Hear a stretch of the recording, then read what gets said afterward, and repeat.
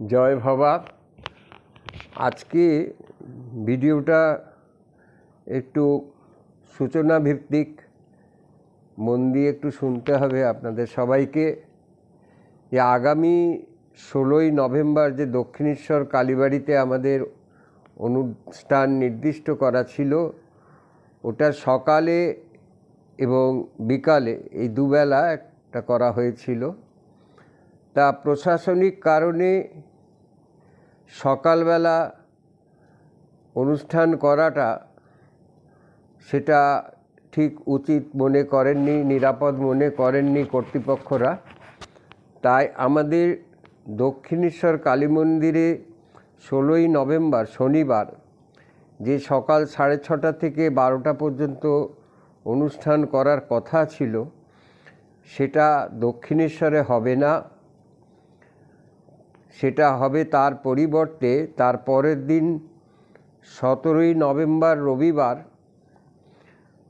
মহামিলন মঠে, বা যেটাকে ওঙ্কারনাথ মঠ আমরা বলি, সেইখানে হবে বিকেল 4টে থেকে রাত্রির 8টা পর্যন্ত। আপনারা সকলে আমন্ত্রিত। যে সমস্ত শিল্পী এবং মাননীয় অতিথিবর্গ আছেন, তাদের অনুরোধ করছি তারা শনিবারের সকালবেলার অনুষ্ঠানটি রবিবারে মহামিলন মঠে তাদের অনুষ্ঠান নির্দিষ্ট হয়েছে, এবং টেলিফোনে আলাদা করেও আমি জানিয়ে দেব যাদের নাম আছে। আর যথারীতি দক্ষিণেশ্বর মন্দিরে বিকালের যে অনুষ্ঠানটা 3:30 থেকে মন্দির বন্ধ হওয়া অবধি পর্যন্ত ঠিকই থাকবে। আর এই অনিচ্ছাকৃত ত্রুটির জন্য আমি ব্যক্তিগতভাবে এবং আমাদের মহাসম্মেলনের সমস্ত কর্মীদের পক্ষ থেকে আমি আপনাদের কাছে ক্ষমা চেয়ে নিচ্ছি। আপনারা মনে রাখবেন, আবার আমি রিপিট করছি, যে দক্ষিণেশ্বর মন্দিরে 16ই নভেম্বরে যে অনুষ্ঠানটা আছে হওয়ার নির্দিষ্ট ছিল ভবা পাগলা মহাসম্মেলনের 39তম বর্ষের অনুষ্ঠান, সেটা সকালের অনুষ্ঠানটা হচ্ছে না, বিকালের অনুষ্ঠান যথারীতি হবে।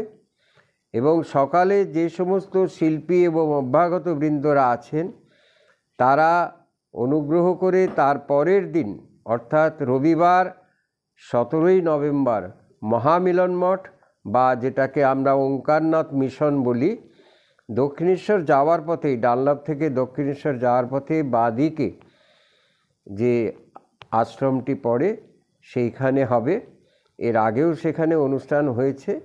আপনারা সকলে সেখানে সাদর আমন্ত্রিত, এবং আপনি এবং আপনাদের সবান্ধবে পরিবারবর্গ সবাইকে জানিয়েও দেবেন, আপনজনদের জানিয়ে দেবেন এই কথাটি।